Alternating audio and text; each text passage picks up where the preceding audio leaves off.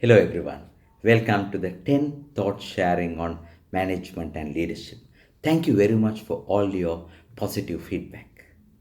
So, the recent discovery of Pahiyangala, where our ancient forefathers were using bows and arrows 48,000 years ago, that is a great discovery. Apart from Africa, the first time it was found, and it prompted me to talk about indigenous management.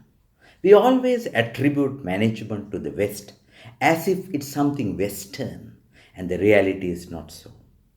In fact, it goes back to our origins. We have come a long way in the hunting era, chasing animals and killing animals, to go to Keels and Kargils to buy killed animals. In that long journey, management has always been there. It is essentially to do with planning, organizing, leading, and controlling. So we have set up goals, objectives, aims, targets, and then we allocate resources accordingly, that is organizing. And we inspire, influence, and initiate, that is leading. And we put proper checks and balances, and that is controlling. So it's all about POLC. And we see this very clearly in East and West alike. If you look at 550 Jataka stories, technically there's only 547.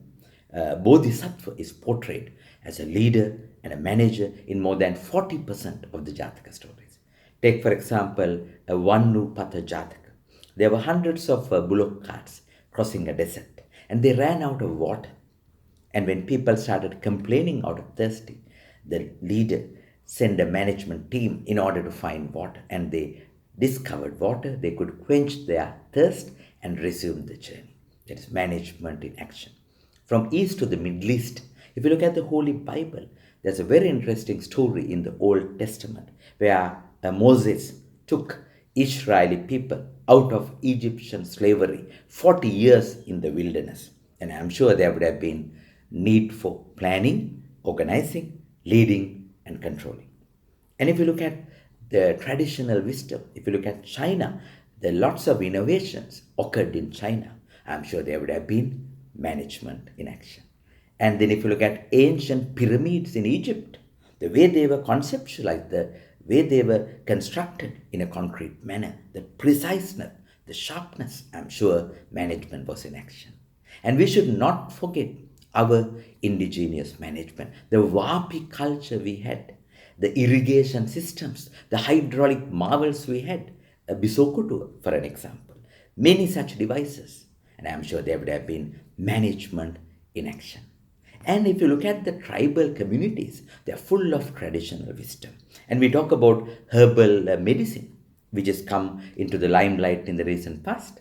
And it reminds me, if you go to US, the Native Americans, I remember going to Oklahoma for my teaching, and the Native Americans built their dwellings in some funny names, where a broken arrow, still water. They were tornado shelters. They knew very well that they are safe in those locations where they would not get stuck with tornadoes.